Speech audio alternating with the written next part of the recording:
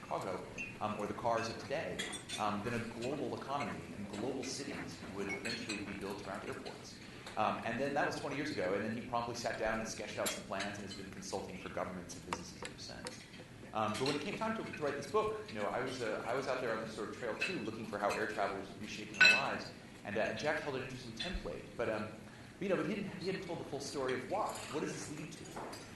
And to me, the Aerotropolis, the notion of a city built around an airport in whatever form, whether you build it from scratch as an instant city in China, or it sort of inevitably accretes over time in many of the cities we know, and very well here in the case of Dallas-Fort Worth, where there's so much room to grow around, is that this is sort of what globalization looks like. That's how I like to describe the Aerotropolis. When we talk about globalization, it's inevitably this sort of inchoate thing, these flows of people, of goods, of information and money. But sooner or later, it has to ground itself in a place, and eventually enough people and money, et cetera, will start to transform the cities that it flows through. And I think, sort of the notion of a city built around an airport, either consciously or unconsciously, really is a sort of definition of that. So in the case of Dallas-Fort Worth, I write about it at length in the book. I find it sort of a very interesting place to discuss the phenomenon of business travel and moving people. I think, people talk about Aerotropolis in America. They want to look to Memphis and Louisville, the home hubs of FedEx and UPS, the places where, if you order a one-click order from Amazon, it's resulted in the creation of these gigantic superstructures around those two cities. Huge warehouses run by robots and trucks barreling down to the hubs. It's all very interesting, but I think, more important ultimately is what air travel has done for the movement of people.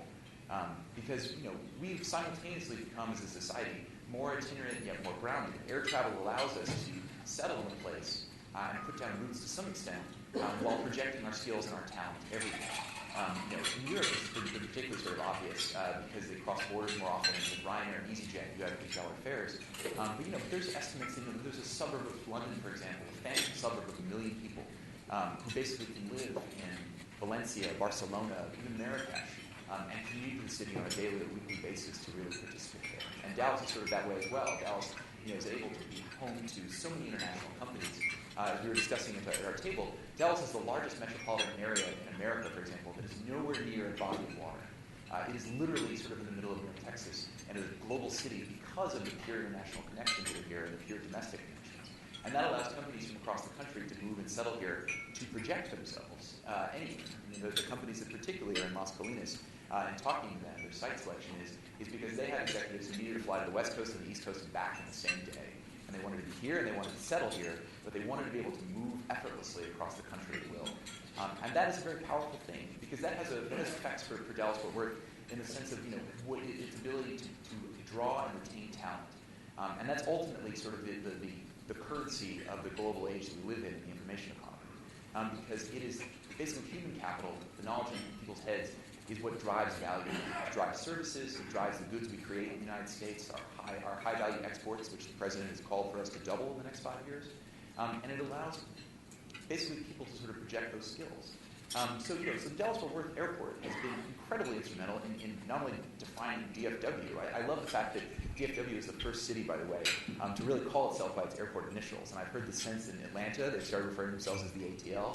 And Portland, interestingly enough, PDX is sort of associated with that. So you can see places starting to brand themselves around those sort of international connections. And to me, the other inspiring thing about where we are here in Las Colinas is one of the prescriptions I make in this book is it sort of follows from the logic of cities. It follows from the logic of innovation. Jane Jacobs, was most famous for writing The Death and Life of American Cities and really sort of advocating against development. But Jane Jacobs was also an amateur economist and one of the few non-classically trained economists to be recognized by the Academy.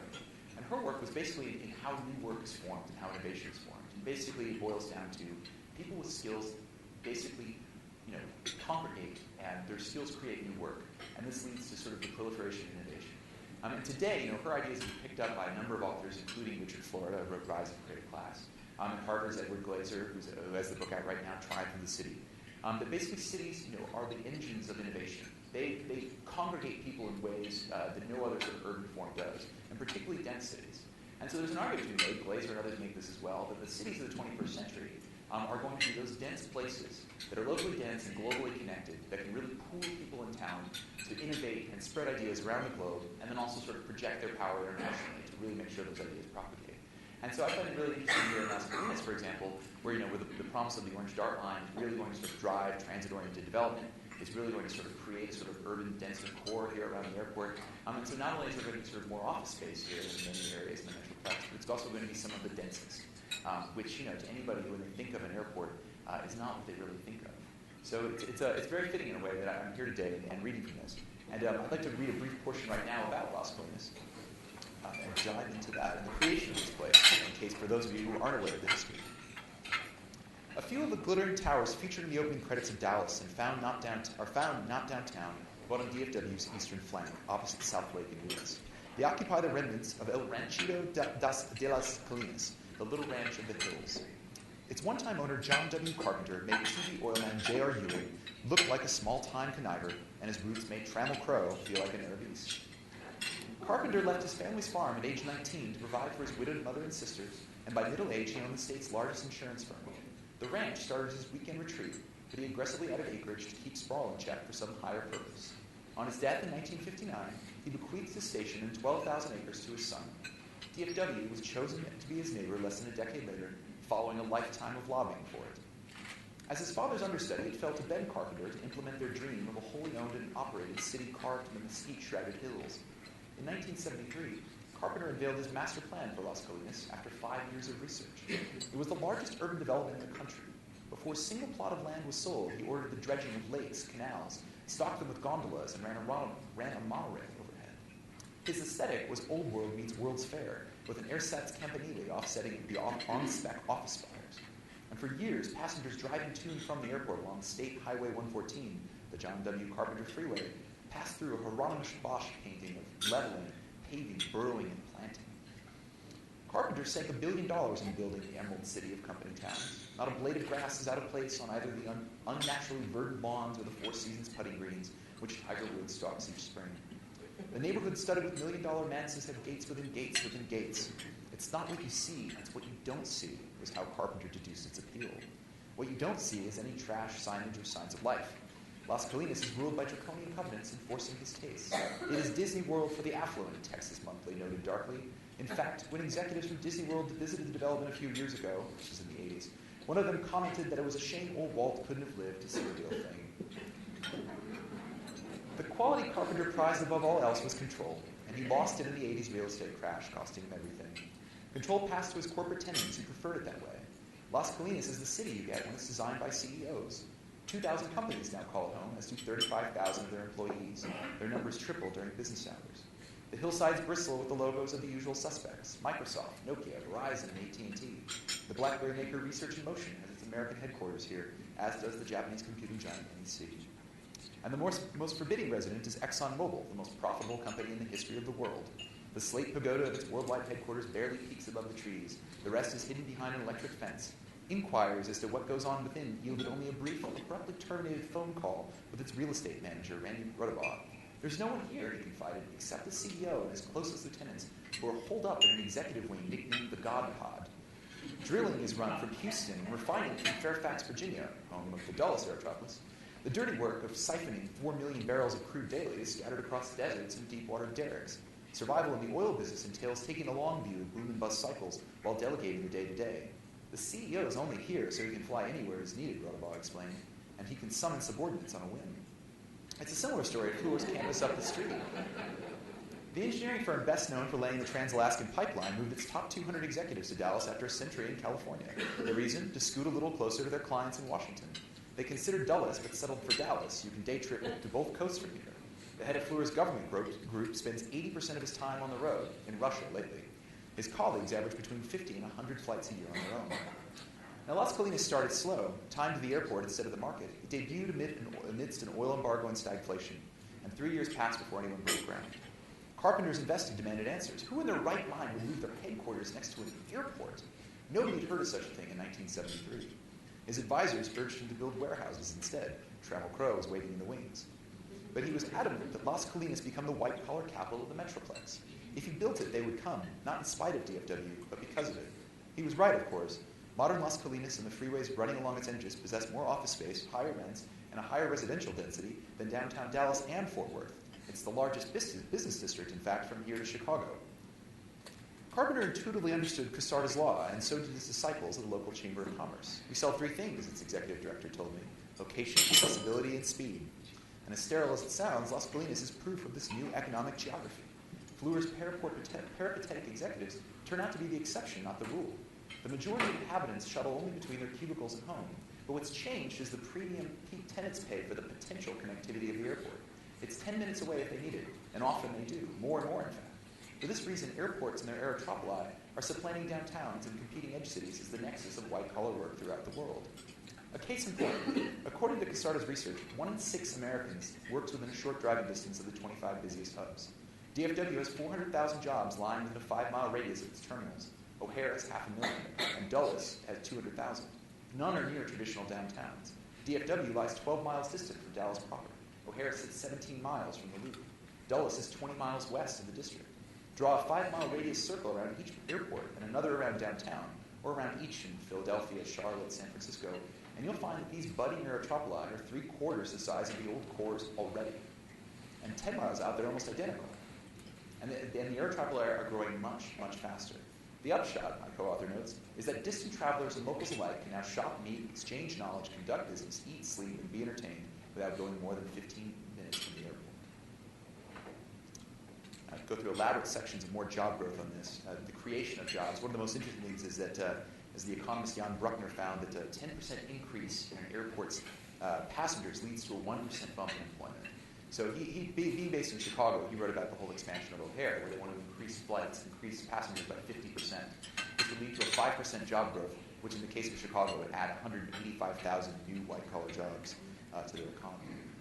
What sets Las Colinas apart from Chicago and every other city in America is that its boosters won't settle for anything less than growing a headquarters here. They woo executives at the apex of the org chart, the ones whose time is worth whatever the stock price closes at that day. The hub's at the heart of their pitch. This is where your airline gate is just as close as your front gate, and where 3-hour flights go to any place in the lower 48 states trump Plano commutes.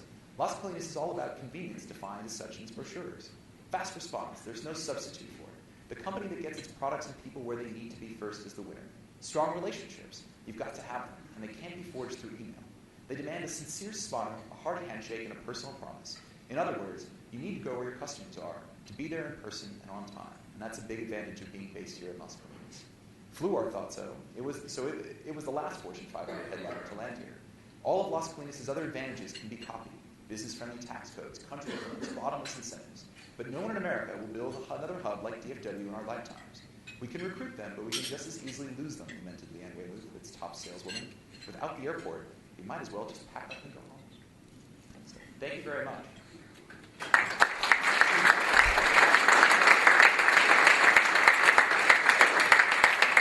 One other thing I wanted to add, I don't know if we have time for Q&A, but the one thing I mentioned in passing is the notion of Kasarda's law, which I named after my co-author. It's sort of the idea that one of the common objections to this, or one of the common questions is well, won't rising telecommunications kill business travel? This is something that's been discussed since the beginning of the internet. Once we have broadband anywhere and we have video conferencing, do we really need to do business trips to Asia? Do we really need to see people face to face? Do we even really need cities? And of course, that's been profoundly proven wrong. The opposite has happened. There's been increased density. There's been increased travel. Air traffic has doubled since the commercialization of the internet in 1995. And I actually propose that basically the opposite has occurred. That basically rising telecommunications causes people to travel. There's an Italian physicist named Cesare Marchetti, who's most famous for the notion of Marchetti's constant, that people always travel through history. The definition of how far you travel is fixed by technology. So in Athens, they walked 30 minutes to the edge of the city and walked back. Today, you can fly halfway across the country and back in the same day, and so our commutes could be transcontinental, and that's made possible by air travel. But he also observed that classically, he looked at a lot of data from France over a 200-year period, and the number of messages sent, whether by post or by telephone or by email, rises in lockstep with the number of miles traveled. That basically being able to communicate with people over further and further distances inevitably leads us to travel more. And business, that's sort of obvious, the necessity to be in front of customers, that handshake that is required. But I also argue that in an age of social media, the fact that we're able to keep tabs on our friends and family across hundreds and thousands of miles in real time and know what they're sort of doing, innately encourages us to travel. It puts us closer to people virtually, and so inevitably drives us to connect with them physically too. And so Kasarda's law is a simple notion that for every virtual contact that you have, every message you exchange, there's a percentage chance that sooner or later you will travel to meet that person, whether they're in India, whether they're in Texas, whether they're anywhere. That's what's led me here today to you, is the possibility of binding us together. So that's the sort of thing passing there. And I think that's why the internet and digital communications is so complementary with air travel. Why the state of the art of transportation today is probably the smartphone and the plane. So, any questions? Anyone? Oh, sorry. Oh, that's the first question. Yes, of course. It's often from students. And one of the things that from Jackie Seaman Academy says, how do small countries adapt to air traffic? And as we approach that, I'd like to sort of add in what we were talking about, David, about what's happening to some of the smaller towns in the United States that are losing their hubs or their getting smaller cities in the United States that don't have the communication that used to have. Those are two interesting questions, and they're somewhat intertwined. In the case of smaller countries, what I find interesting is the fact that some of the best cities some of the best suited cities to the age of the Aerotropolis, to air travel, to globalization, are your classic trading cities. I mean, Singapore, Hong Kong are the top of the indices for the most accessible, best livability in the world. And that's because their heritage led them as city-states, in part, to embrace trade and to embrace global connectivity. So, Singapore, for example, was set the model in the fact that both the airport and its national airline are seen not as a nuisance in the case of the airport, as so many are seen in the United States. And the airline isn't this thing that we hate and we sort of endure. Sorry, American Airlines people who are here. But it's really a sort of strategic arm of Singapore. It is part of the nation state itself.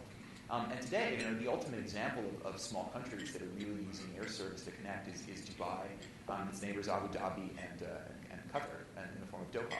I mean, Dubai is a perfect example. Literally, there was nothing there 20 years ago, and they had no oil virtually. They'd invested in all infrastructure, very little human capital to speak of. And so what they set out to do basically was to sort of bring the world to their doorstep. They basically invested in Emirates Airlines, which is the fastest growing, largest long-haul carrier in the world today. And they also, very strategically built out their airport. They made it a 24-hour, 7-day-a-week hub. They basically made it open sky so anyone could fly there. And Dubai set out to be the crossroads of what's being called the New Silk Road, connecting China to India and on to Africa, and then sort of rewiring the world's trade routes.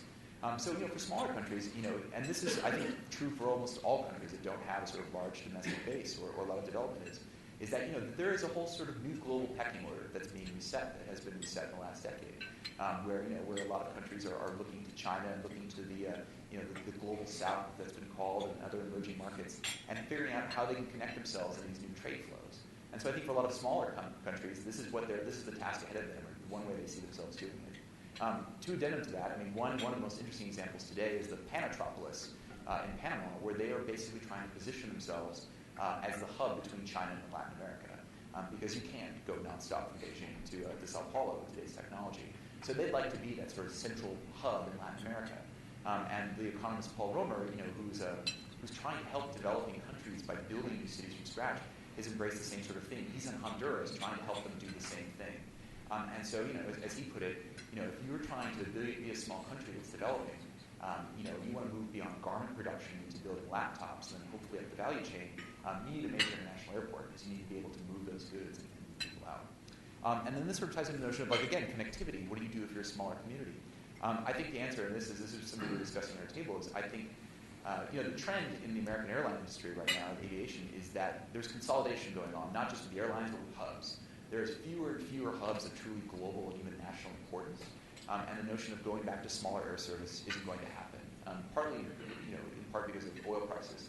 The airlines are choosing where they're going to cut service, and they're cutting a lot of regional jets. So this is where I think actually high-speed rail comes in. We were discussing some of this at our table. High-speed rail is seen in this country as a substitute for air travel, when really they're complements. High-speed rail directed to an airport drastically increases the catchment area and allows people to travel over long distances via rail to then connect to international connections. So I think for the case of the small communities in Texas, I think it's a question of how can we increase their connectivity on the ground to a large hub like DFW or the hub in Houston, and really increase it that way.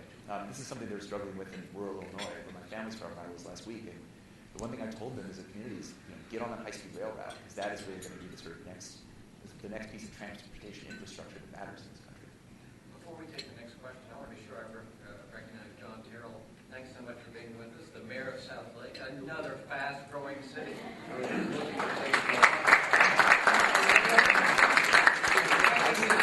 I would say John wasn't there yet, but yes, I quoted South Lake in there. I mean, fast-growing, white-collar town filled with professionals, and it's right next to an airport where no one expects people who have a choice to move ever do. But yet there they are. We're podcasting today's event thanks to our chairman, Tim Powers from Haynes & Boone. So if you have a question, please raise your hand. James?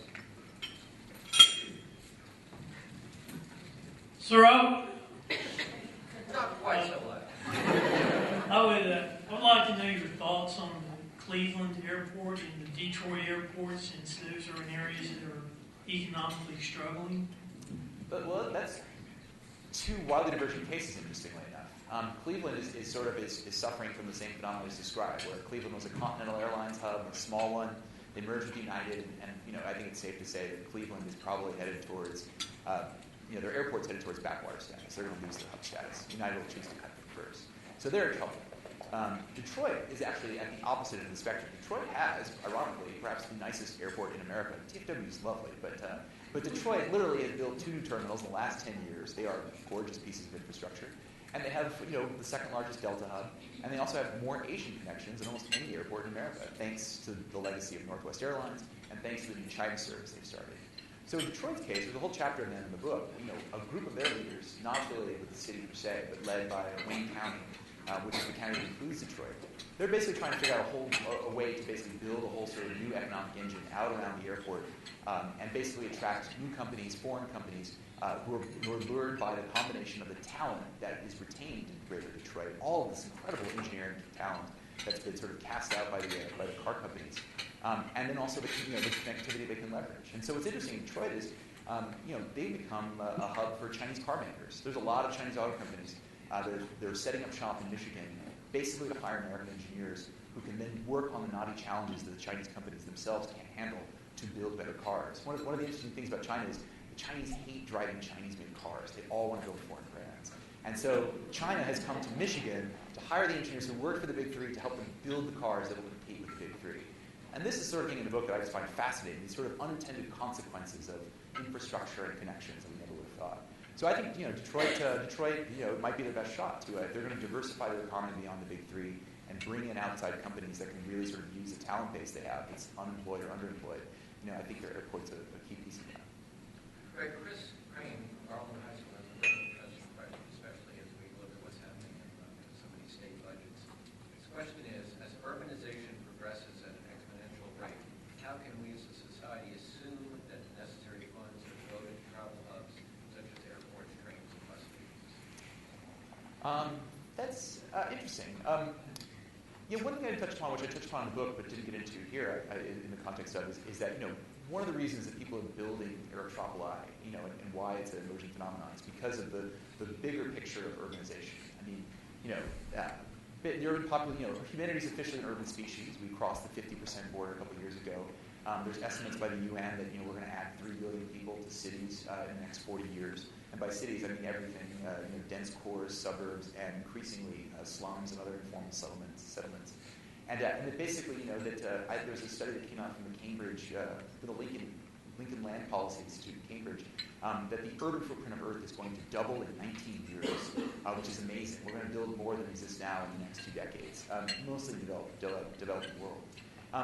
So there the challenge is, how do you build instant cities from scratch? And how do you connect these people who are moving off the farms? How do you give them jobs? How do you create wealth and jobs and talent and skills and connect them to a truly global economy? And China has done this by building 100 new airports from scratch, expanding 100 others, and building entirely new urban districts where they're filling with factories. So, like, the most interesting example is in Chongqing, which is the fastest growing city in the world.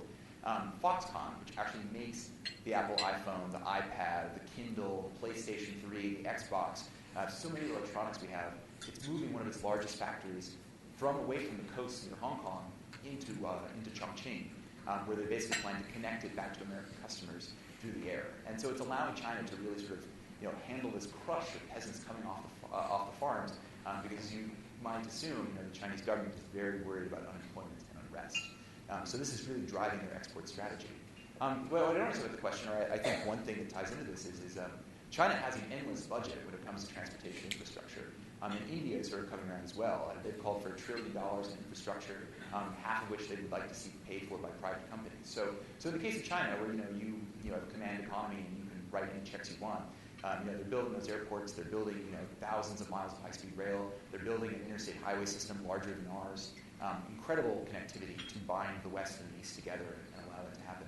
And then in India, the model that they propose is really luring private interests to build even entire cities from scratch, to build, buy, operate, and really sort of have them make the investment in exchange for future growth. And so I was discussing with someone yesterday that this might be a model for the United States. Is that if our municipal governments lack the budgets and funding isn't there, perhaps some sort of new private structure to increase investment is the way forward.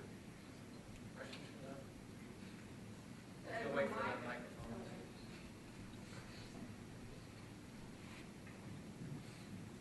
At a more micro level, do you see the airport facilities themselves becoming destination managements, as far as like Terminal D, great shopping in there? Do you see movie theaters and things so that people, once they get to the airport, they really never have to leave the airport before they meet with other people or move on to the next flight?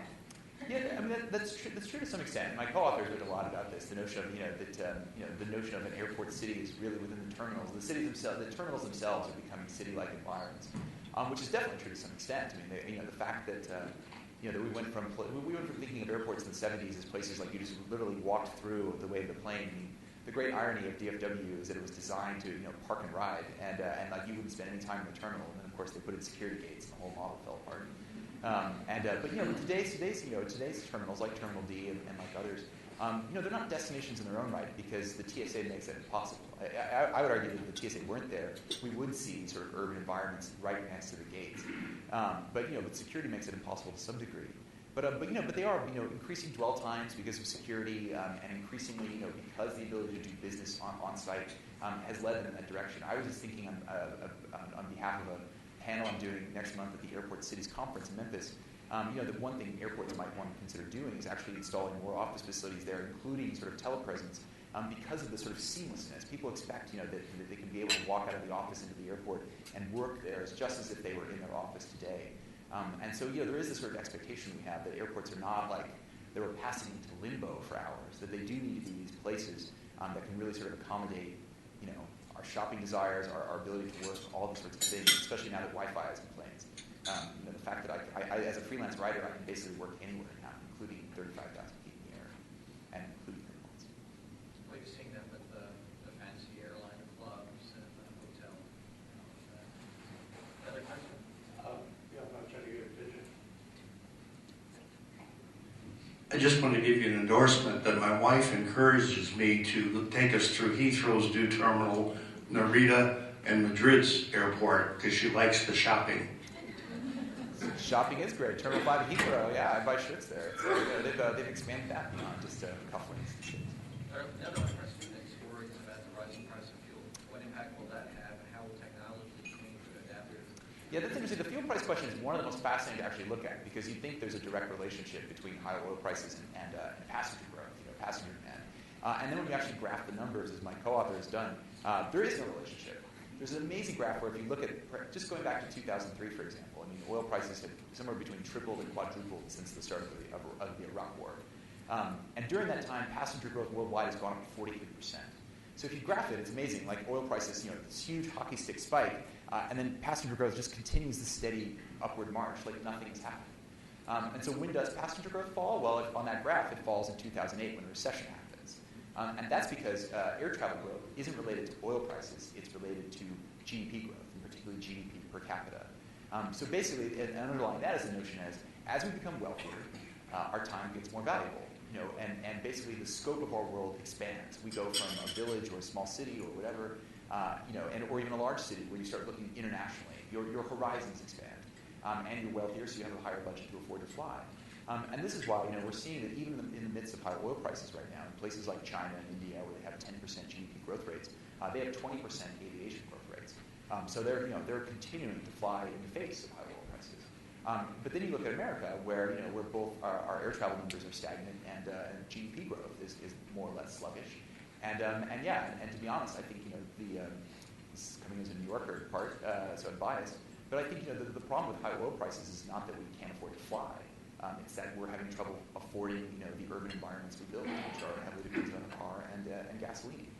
Which is again one of the arguments I have that that I think we'd be best off in a 21st century economy of ideas of building more densely locally to minimize energy use on a daily basis and really conserving it for global connectivity.